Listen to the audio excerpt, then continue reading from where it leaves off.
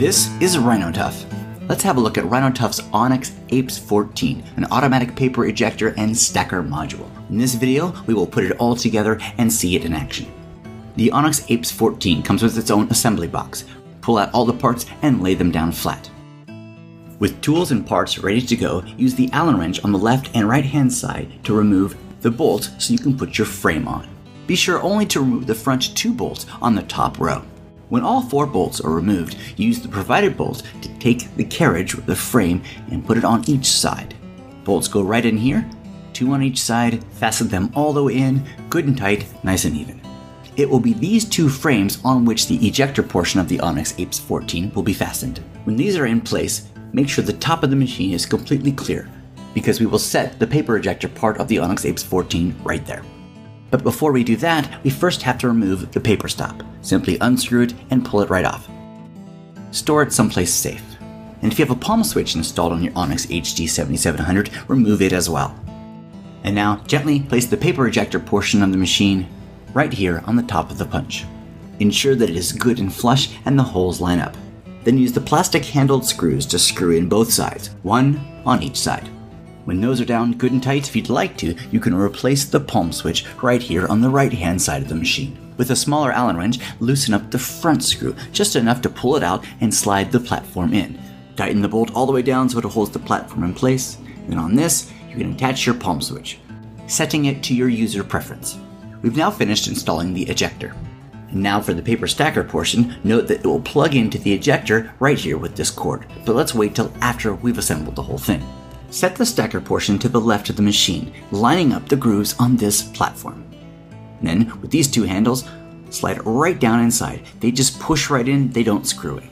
Now connect the ejector to the stacker to the punch, and the palm switch to the ejector. And you're all set. At this point, your ONYX setup should look like this, all lined up and ready to go. Let's begin with the finishing touches on the stacker side of the module. The last 2 plastic handle screws go right here on the top. Then the reception paper guide lines right up on that with these 2 grooves and tighten them down. When that's down good and tight and in place, the reception paper stop is then fastened to the guide. And now, moving over to the paper ejector side, the front and rear paper deflectors are to be installed. The front paper deflector goes right here underneath these 2 brass knobs. Tighten those down. And the rear paper deflector goes back here underneath these 2 brass knobs. And again, tighten those down. The 2 deflectors should be parallel and in there good and tight. There it is, assembly is finished. Now let's watch the whole system at work. On the left side of the stacker are 3 switches where you can disengage different parts. The stacker side, whether or not you're using the paper stop or the foot pedal, or portrait and landscape orientation. With these selections made, let's run a test paper. First, let's set it up. Let's punch a book using standard 8.5 by 11 paper.